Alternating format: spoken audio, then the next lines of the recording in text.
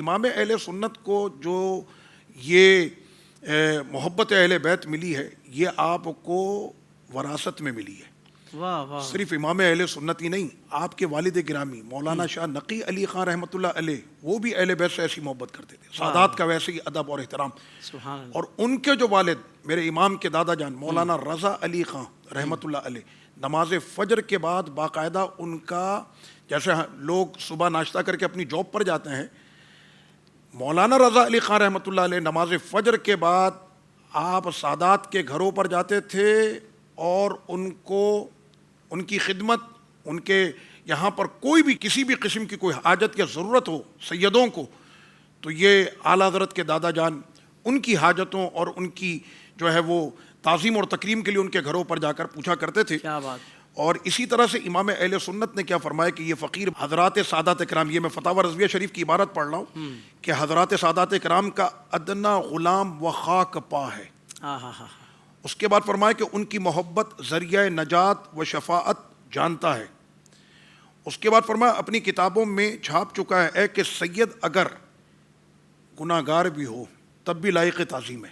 واہ واہ واہ. اس کی اس وقت تک تعظیم کی جائے گی جب تک کہ اس سے کوئی معاذ اللہ ایسا عمل سرزد نہ ہو جائے کہ جس سے وہ خارج اسلام ہو جائے, اس لیے کہ خارج اسلام کے بعد تو پھر وہ سید رہتا ہی نہیں ہے. صحیح.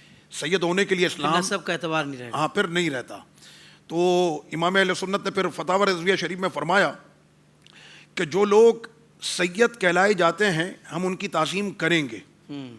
اس میں ایک مسئلے کی اور وضاحت کر دی, اور دور حاضر میں یہ باتیں عوام کے اندر, جی مرد تو مرد, خواتین میں بھی یہ باتیں ہوتی ہیں کہ بھائی یہ تو بناوٹی سید ہے, یہ تو بارڈر پار سید ہے, فلاں جگہ پر یہ سید نہیں تھا یہاں پر آیا تو یہ سید ہو گیا. تو امام اہل سنت فتاوی رضویہ شریف میں کیا فرما رہے ہیں کہ ہمیں تحقیقات کی حاجت نہیں, جب اس نے کہہ دیا کہ وہ سید ہے تو پھر آپ کو ماننا پڑے گا وہ سید ہے.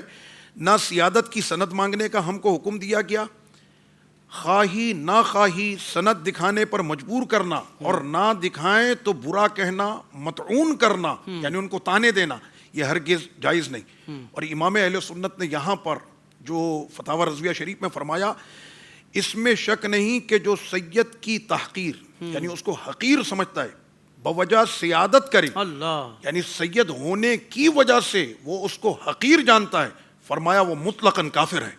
اللہ کہ نبی کی آل سمجھ کر اس نے اس کی حقارت کی تو فرمایا کہ وہ ایمان سے خارج ہے.